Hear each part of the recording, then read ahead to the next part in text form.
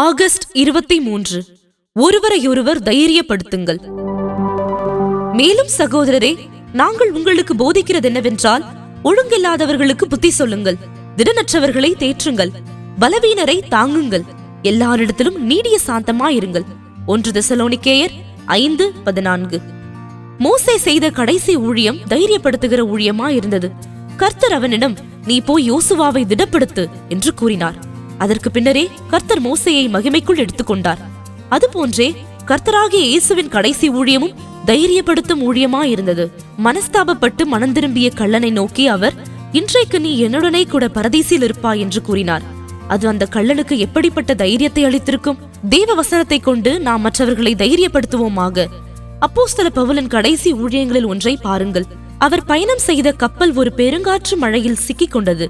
அவர்களுக்கு இரவும் பகலும் 14 நாட்களாக வெளிச்சம் இருக்கவில்லை. சூரியனாவது சந்திரனாவது நட்சத்திரங்களாவது காணப்படவில்லை.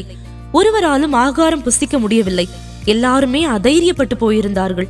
ஆனாலும் நம்பிக்கையற்ற அந்த வேளையில் அப்போஸ்தலர் பவுல் எல்லாருக்கும் முன்பாக எழுந்து நின்றார்.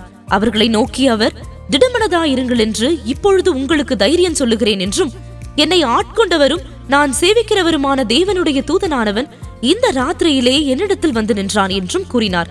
தேவன் தன் பட்சத்தில் இருக்கிறார் என்பதை அறிந்திருந்தபடியால் அவர் மற்றவர்களை தைரியப்படுத்தக்கூடியவராய் இருந்தார். தேவ பிள்ளையே, தேவன் உன்னுடைய பட்சத்தில் இருக்கிறார் என்பதை நீ அறிந்திருக்கிறாயா? அப்படியாயின் உன்னால் மற்றவர்களை தைரியப்படுத்தக்கூடும். மற்றவர்களை ஊக்குவிக்கும் ஊழியத்தை கர்த்தர் உனக்கு தந்திருக்கிறார். விசுவாசத்தின் வார்த்தைகளை பேசுவாயாக. கானான் தேசத்தை வேவி பார்க்க சென்ற 12 10 பேர் செய்தது போல உன்னுடைய இயற்கையான கண்களால் நீ காண்பதை பேசி மற்றவர்களை அதைரியப்படுத்த வேண்டாம்.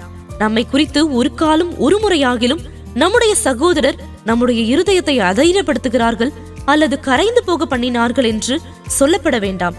விசுவாசத்தின் வார்த்தைகளை சொல்லி ஜனங்களை ஊக்குவித்த மற்ற இருவரான யோசுவாவையும் காலேபையும் போல நாம் மற்றவர்களிடம் நாம் அதை எளிதாய் ஜெயித்துக் கொள்ளலாம் என்று சொல்லுவோமாக.